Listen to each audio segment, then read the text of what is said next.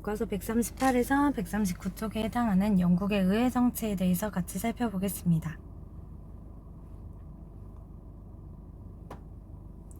먼저 청교도 혁명입니다. 17세기 영국에서는 상공업과 도시가 발달하여 시민계급이 성장하게 되고 농촌에서도 중소지주층, 땅을 가진 주인들인 젠트리들의 세력이 강해지게 됩니다. 시민계급과 젠트리 계층은 대부분 청교도를 믿는 종교 세력이었으며 의회에서 다수 세력을 차지하고 있었습니다. 찰스 1세는 당시 영국의 절대 왕정을 구축했었던 임금님의 이름이며, 이 사람은 의회를 무시하고 마음대로 세금을 부과했고, 청교도라고 하는 크리스트교 중에서도 좀 더 윤리와 종교적인 원칙을 엄격하게 적용하는 청교도를 탄압하게 됩니다. 이에 의회는 국왕이 의회의 동의 없이 세금을 부과할 수 없으며, 불법적인 체포, 구금은 감금한다 라는 뜻입니다. 구금을 금지한다는 내용의 권리청원을 제출하여 승인받게 됩니다. 그러나 찰스 1세는 곧 본인의 마음대로 의회를 해산하게 되고 한동안 소집하지 않다가 전쟁 비용을 마련하기 위해서 의회를 다시 소집하게 됩니다. 의회는 세금 부과에 반대하면서 국왕의 실정, 잘못된 정책에 대해 비판하게 되고, 왕은 의회를 무력으로 탄압하고 의회도 무력으로 맞서게 되면서 내전이 발생하게 됩니다. 이를 우리는 청교도 혁명이라고 얘기합니다. 청교도 혁명이 일어나게 된 배경입니다. 이후부터는 청교도 혁명이 시작되어 청교도 혁명의 과정을 살펴보겠습니다.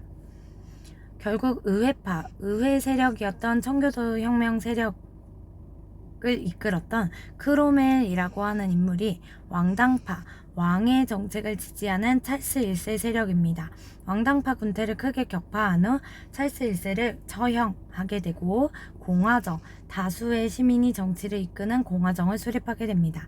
크로멜은 왕당파의 중요한 지역이었던 거점 아일랜드를 정복하였으며 항해법을 제정하여 대외무역을 확대하게 됩니다. 여기서 항해법은 영국과 교역하는 나라에서는 영국과 영국 식민지의 배를 이용해야 한다는 법률입니다.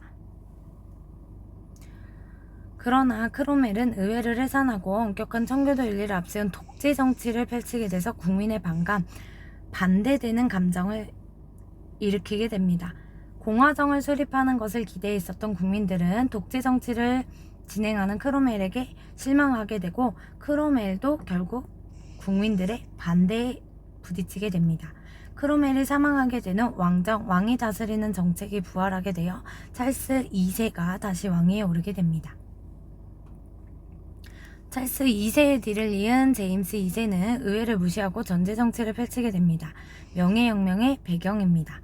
이에 의회는 제임스 2세를 폐위시켜버리고 제임스 2세의 딸 메리, 그리고 그의 남편인 윌리엄을 공동왕으로 추대하게 됩니다.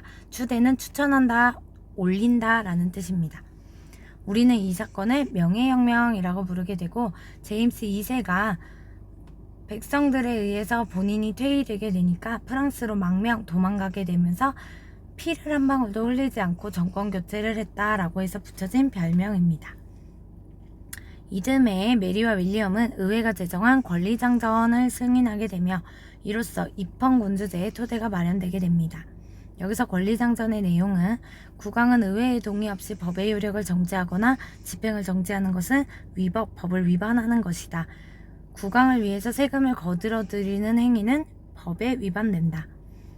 의회의 동의 없이 상비군을 징집하고 유지할 수 없다. 라는 것이 권리장전의 내용입니다.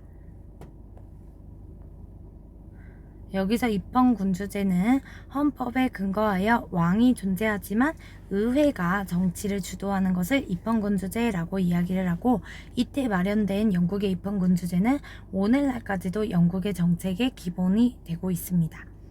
그 후 앤 여왕 때에는 스코틀랜드라고 하는 영국의 또 다른 섬 지역을 병합하게 되고 식민지를 확대하여 대영 제국을 이루게 됩니다. 앤 여왕이 사망한 후 독일에 살고 있었던 하노버공 조지 1세가 즉위하게 됩니다. 독일에서 성장한 그는 영국의 사정, 영국에 대한 개인적인 정치적 세상이 어두워서 정책에 직접적으로 관여하지 못하게 됩니다. 이에 의회에서 절대를 차지하고 있던 다수 세력인 다수 정당이 내각이라고 하는 것을 구성하여 정치를 주도하는 내각 책임제가 실시됩니다.